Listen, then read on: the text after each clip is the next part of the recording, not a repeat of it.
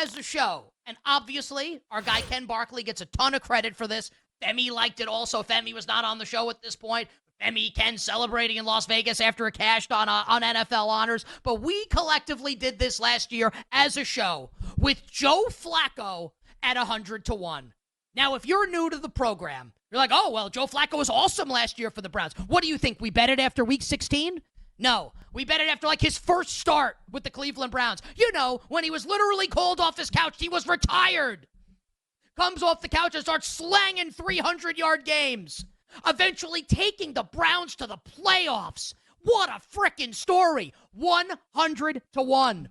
In what other award market, in any other sport, can you make an insane handicap like Joe Flacco at that point in time when the bet was placed at 100-1 and the bet wins? Tell me what it is. This was America's favorite award market. Well, not anymore. It's dead. Do you know why it's dead? Because a lot of you people, not everybody, but a lot of you people, you bitched and moaned.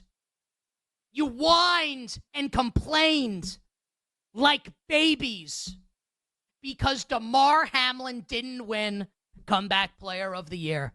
And my favorite part about it, you self-righteous, sanctimonious babies that complained, this was painted as if it was some sort of personal travesty. As Ric Flair said in 1992 after the Royal Rumble, a miscarriage of justice that Damar Hamlin didn't win Comeback Player of the Year. Also, he's like more famous than Taylor Swift. I think he's doing okay.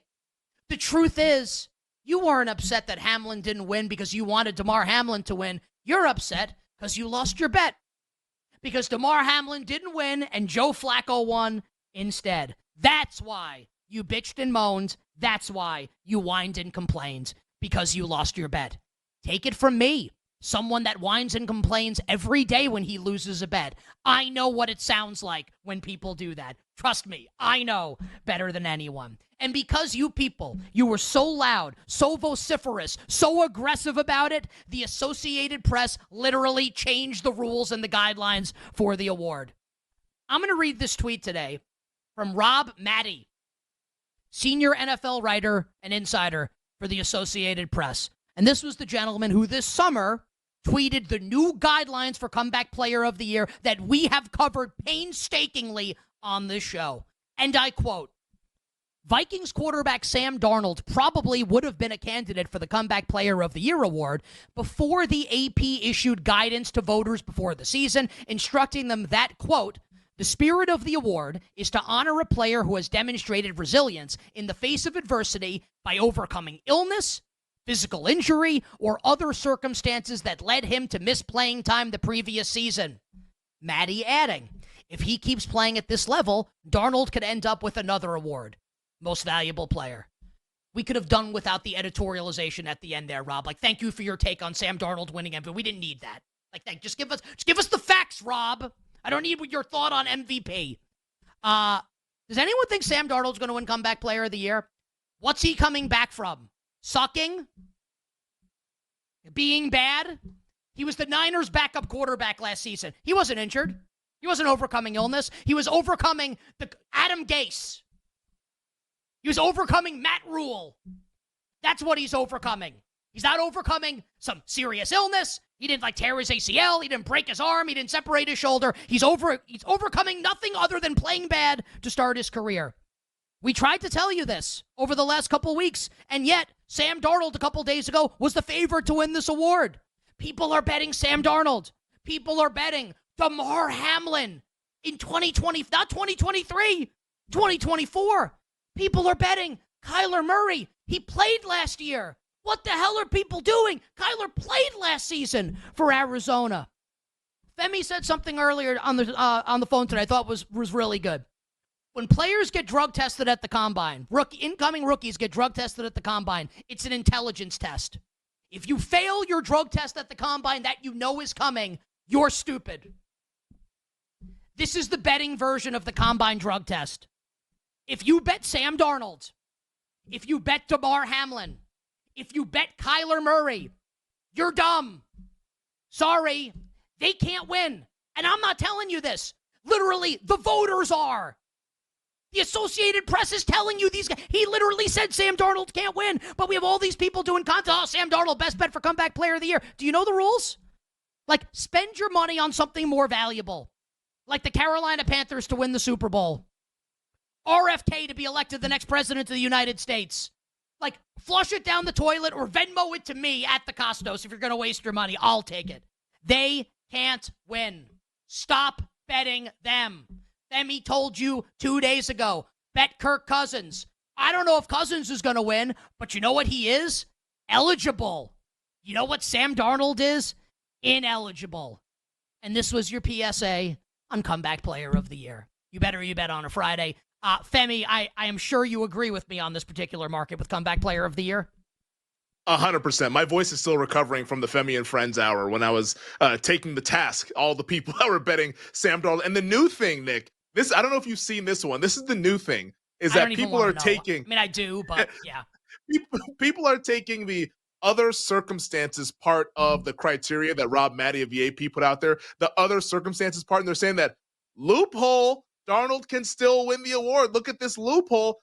Guys, like they're literally they're not going to come out and say that he's ineligible because they would never say that, but they're trying their hardest to tell you that he pretty much is ineligible. And they're telling the voters, and this is the key part. They're telling the voters, do not consider this person for this award. Rob Maddie is like retweeting Ian Rappaport, Mike Garafolo, one of those NFL Network guys, and saying that hey, Darnold's not eligible. He can't win this award. I have the tweet. I have the tweet to your point right now. I have it in front of me. Yes, please read Ian Rappaport at Rap Sheet on Twitter, NFL Media Insider, quote tweets Rob Maddie. I can't believe I'm saying this guy's name this much. Shout out to Rob. Rappaport quote tweets him. Interesting. So Sam Darnold can't be the Comeback Player of the Year. Mike Garafolo, Insider NFL Media. There had been some confusion in recent years about what constitutes a, quote, comeback, so the AP clarified this offseason with the guidance Rob Maddie provides below. So Sam Darnold, considered the favorite by many right now, doesn't actually fit the new criteria. What else do you need? And Rob Maddie, once again, who's like in charge of all these AP awards, first team All-Pro, et cetera, he retweeted that. They're trying their hardest to tell the voters, do not vote for this guy. We don't like the direction in which this award has gone. We want to steer it back to medical hardships, injuries, stuff that prevented people from playing the previous season. Another keyword, previous season. Guess who played in the previous season? Damar Hamlin. Like all these things that people think that are loopholes. He had a fake punt in the playoff game this calendar year against the Chiefs. Nice cutback. like all of these. Imagine Sean McDermott still having a job after that, much less everything else. Insane. Actually ridiculous. As somebody who laid Buffalo in that game, but I digress. But all of these things that are out there, they're telling you not to go in the direction of Sam Darnold. They want this to be coming back from injury. And that's what's so disappointing with this award, because it feels like people are just a little bit slow on this thing, that last year they saw the phenomenon.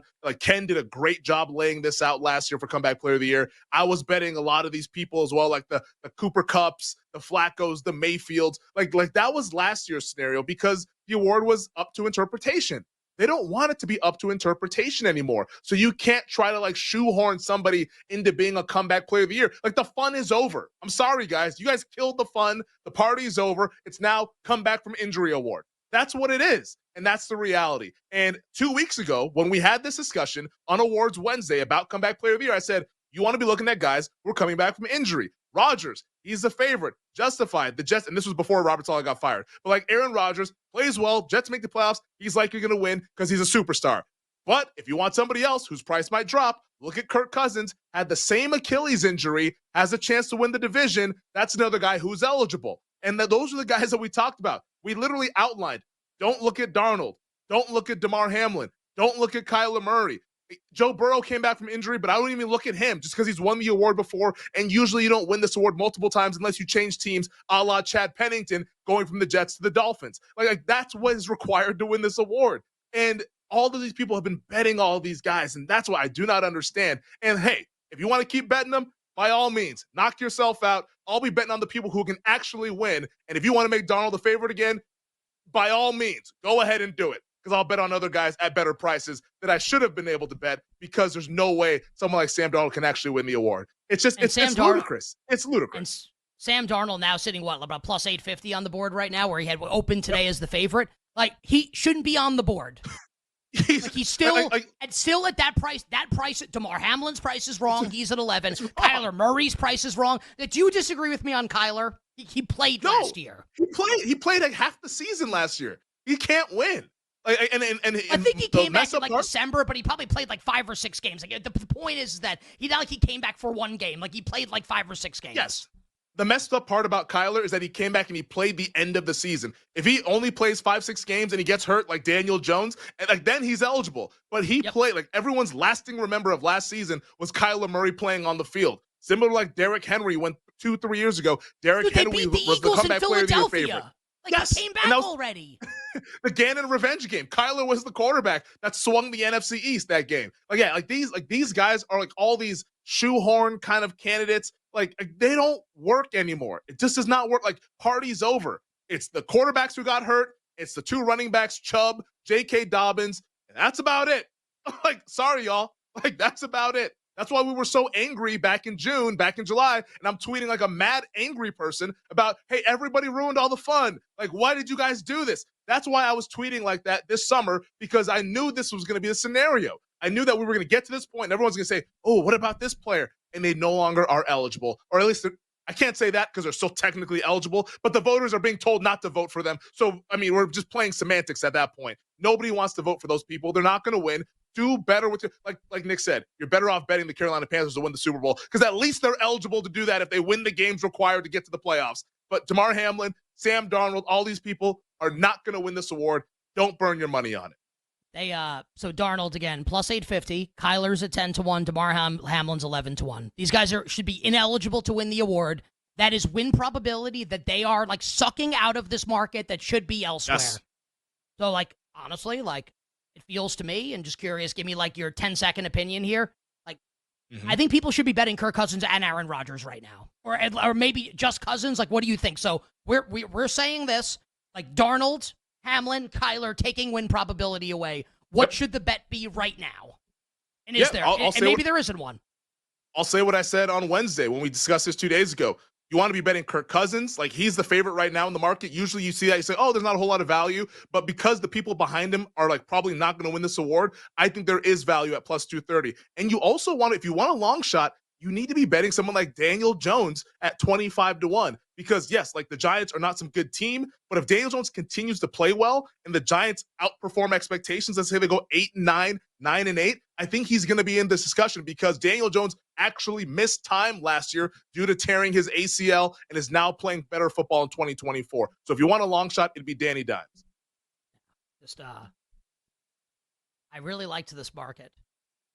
It was so fun. Like, really I wanted to bet Darnold.